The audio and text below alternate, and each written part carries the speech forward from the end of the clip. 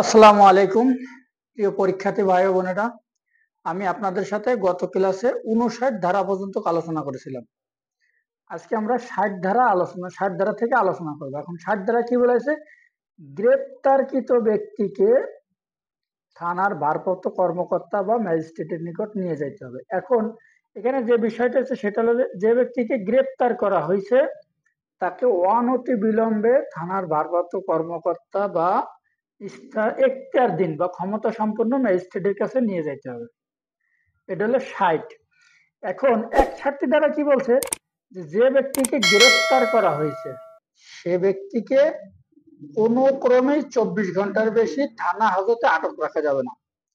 এখন এই যে 24 ঘন্টার যে কথাটা বলা হয়েছে, এখানে একটা প্রশ্ন থেকে যায়, সেটা আসলে যে আমি যে ব্যক্তিকে এটাকে গ্রেপ্তার করছি বা আপনারা যে ব্যক্তিটাকে গ্রেপ্তার করছেন সেটা যদি তার মানে যাকে গ্রেপ্তার করে থানা হতে তার দূরত্ব অনেক দূরে, দেখা যাচ্ছে থানায় নিয়ে আসতে 8-10 ঘন্টা লাগে যাবে, এরকম হইতে পারে। অনেক সময় এরকম হয় যে এক জেলার মানে যে জেলার আসামি সে অন্য জেলায় যে বসবাস করতেছে, সেই ক্ষেত্রে সেই জেলায় যে গ্রেপ্তার করে আনতে সেক্ষেত্রে অনেক সময় ব্যয় হয়ে যায়।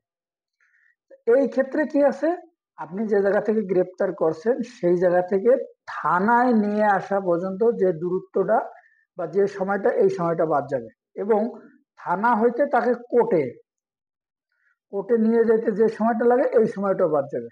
এই দুইটা সময় বাদ দিয়ে মধ্যবর্তী যে সময়টা, সেটা কোনো ক্রমে 24 ঘন্টার অধিক হবে না। এই কথাটা বলছে হলো 61 দ্বারায়। এখন 61 দ্বারা আরো একটা কথা বলছে, সেটা হলো সিআরপিসির 167 দ্বারা যে রিমান্ডের কথা বলা হয়েছে, অর্থাৎ ম্যাজিস্ট্রেট যদি কোনো আসামির রিমান্ড মঞ্জুর করে, সেই ক্ষেত্রে ম্যাজিস্ট্রেট যে কয়দিন রিমান্ড মঞ্জুর করছে সেই কয়দিন থানা হাজতে রাখা যাবে, তাই ছাড়া 24 ঘন্টা অধিক আটক রাখা যাবে না।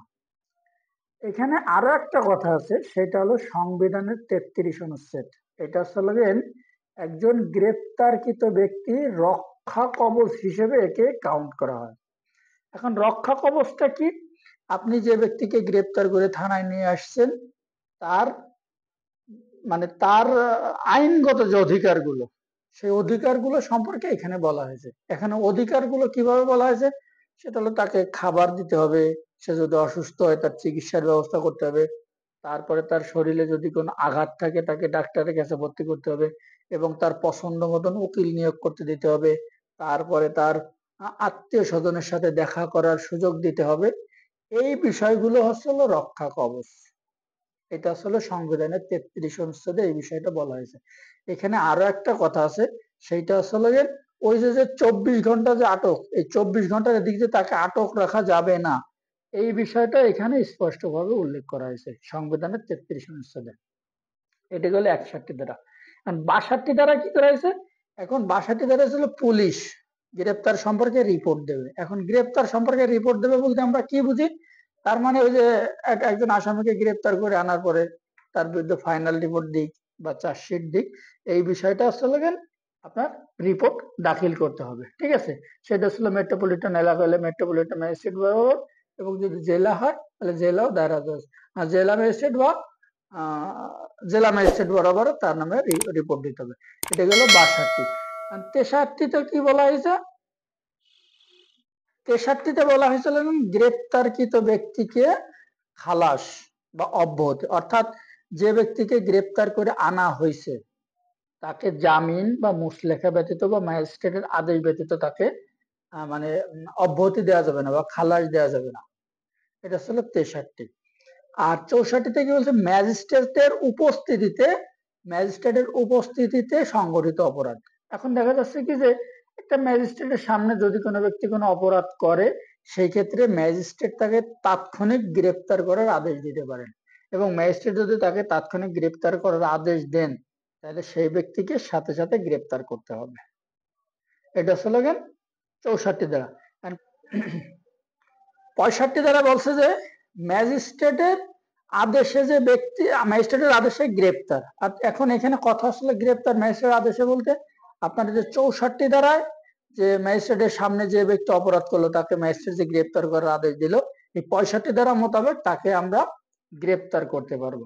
এটা আসলে 65 দ্বারা। এখন এই ম্যাজিস্ট্রেট যে আদেশ দিছে এই আদেশটি তৎক্ষণাৎ কার্যকরী করা যায়, এটা হলো 65। এখন 66 থেকে গ্রেপ্তারকৃত ব্যক্তিকে অনুসরণ করতে হবে। এখন একটা ব্যক্তি অপরাধ করে সে পলায়ন করতেছে, সেই ক্ষেত্রে তাকে অনুসরণ করতে এবং তাকে অনুসরণ করে সে যে জায়গায় যায় সেই জায়গায় গিয়ে তাকে গ্রেপ্তার করা যাবে। এটা ছিল ৬৬ ধারা।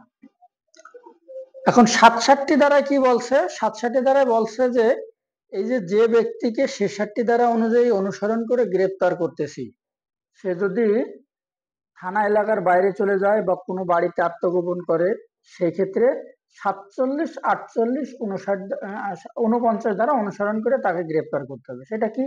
যে বাড়ির মালিকের অনুমতি নিতে হবে, অনুমতি না দিলে দরজা ভাঙিয়ে ঢুকে তাকে গ্রেপ্তার করতে হবে। আর সে জায়গাতে যদি কোথাও আটকা পড়ে তাহলে দরজা জানলা ভেঙে বের হওয়া যাবে। এটা হচ্ছে লাগে ৬৭ ধারা। আর ৬৭-র ক, এই ৬৭-র সাথে ৬৭-র ক যোগ করা হয়েছে, সেটা আসলে কি সংশোধনী হয়েছে আর কি ২০২৫ সালে। এইটাতে বলছে কি যে এই যে আসামিকে গ্রেপ্তার করা হলো, এখন এই গ্রেপ্তার করার সময় গ্রেপ্তারকারী কর্মকর্তা সে যথাযথ নিয়ম অনুসরণ করে গ্রেপ্তার করছে কিনা সেই জিনিসটা ম্যাজিস্ট্রেট ইচ্ছা করলে জানতে চাইতে পারে। এবং এই যে গ্রেপ্তারকারী কর্মকর্তা সে যদি যথাযথ নিয়ম অনুসরণ করে গ্রেপ্তার না করে, তাহলে সেই সংশ্লিষ্ট কর্মকর্তার বিরুদ্ধে সার্ভিস রুল অনুযায়ী যথাযথ আইনগত ব্যবস্থা গ্রহণ করার নির্দেশ দিতে পারে সংশ্লিষ্ট ম্যাজিস্ট্রেট। এটা হলো ৬৭-র ক। তাহলে ৬৭-র সাথে ৬৭-র কটা যোগ করা হয়েছে। তাহলে আজ এই পর্যন্ত কি, ইনশাল্লাহ আমরা পরবর্তী ক্লাসে সমন থেকে আলোচনা করব, কারণ সমন একটা গুরুত্বপূর্ণ বিষয় চ্যাপ্টার। আমরা আগামী ক্লাসে সমন নিয়ে আলোচনা করব। তাহলে ধন্যবাদ আপনাদের সবাইকে। আমার চ্যানেলটি আপনারা অবশ্যই সাবস্ক্রাইব করে দেবেন। আসসালামু আলাইকুম।